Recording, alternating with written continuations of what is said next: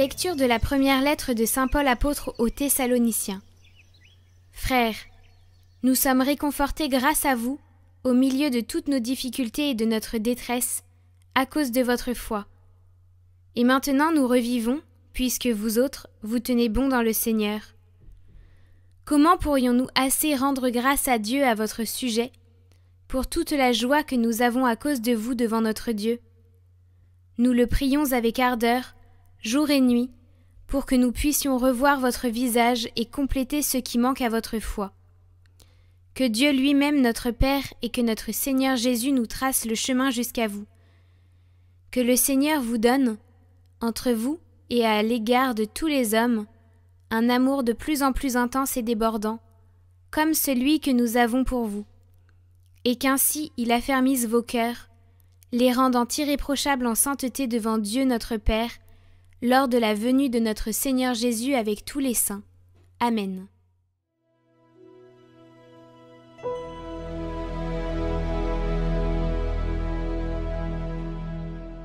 Rassasie-nous de ton amour, Seigneur, nous serons dans la joie.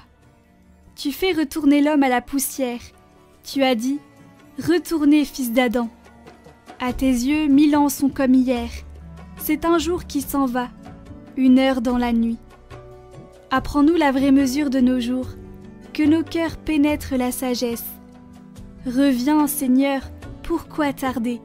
Ravise-toi par égard pour tes serviteurs. Rassasie-nous de ton amour au matin, que nous passions nos jours dans la joie et les chants. Que vienne sur nous la douceur du Seigneur notre Dieu. Consolide pour nous l'ouvrage de nos mains.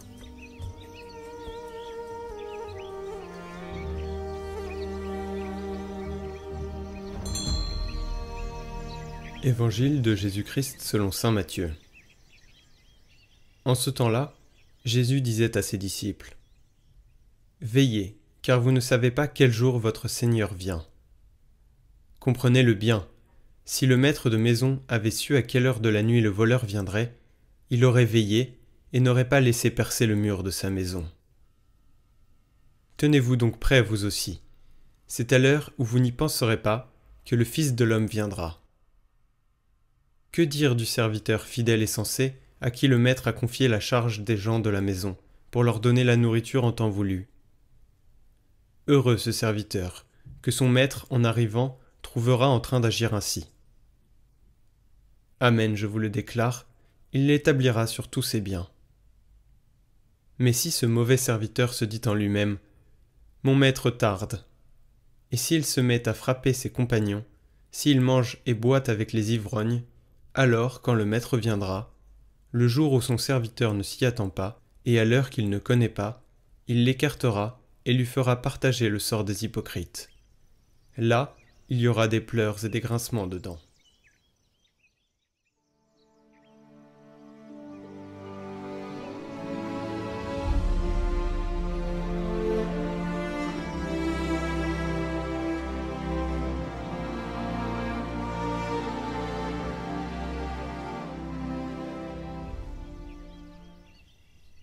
Dans l'Évangile, Jésus nous exhorte à veiller, non pas une veille de peur, mais une vigilance de cœur, être prêt à accueillir son retour à tout moment comme le serviteur fidèle qui distribue la nourriture au temps voulu.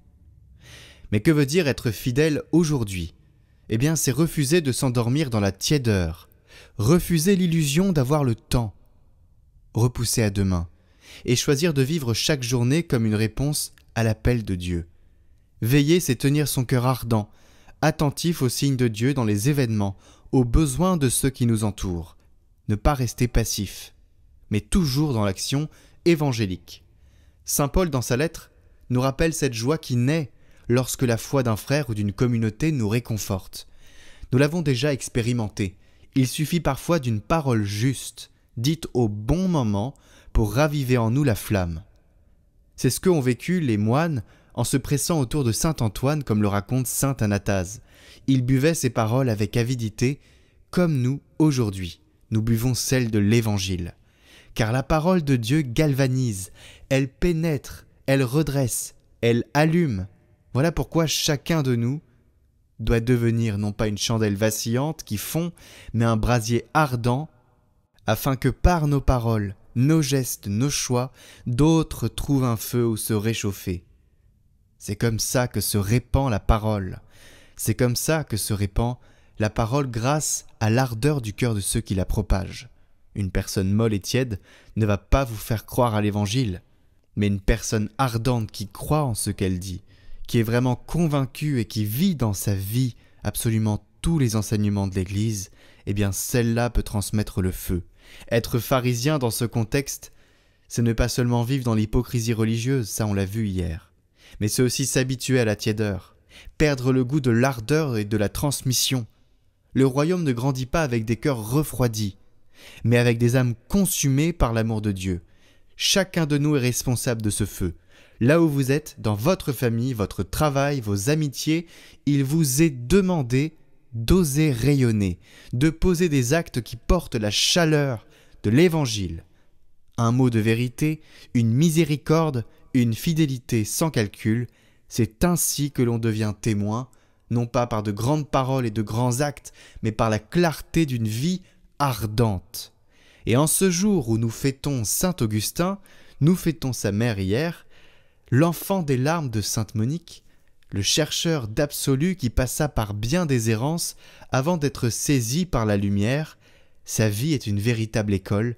Il nous apprend que le cœur humain est un océan de désirs qui ne trouve repos qu'en Dieu. Eh bien nous voilà avec toutes les réponses. Il nous invite à ne pas craindre nos luttes intérieures. Ne craignez pas vos luttes intérieures, offrez-les au Christ pour qu'elles deviennent lieu de grâce, car vous le savez, du mal, Dieu en fait du bien, et ça se passe aussi avec vos luttes intérieures. Saint Augustin nous montre que l'intelligence seule ne suffit pas, qu'il faut le feu de l'amour pour comprendre. Sa voix résonne encore en disant « Tu nous as fait pour toi, Seigneur, et notre cœur est sans repos tant qu'il ne demeure en toi. » Saint Augustin, priez pour nous.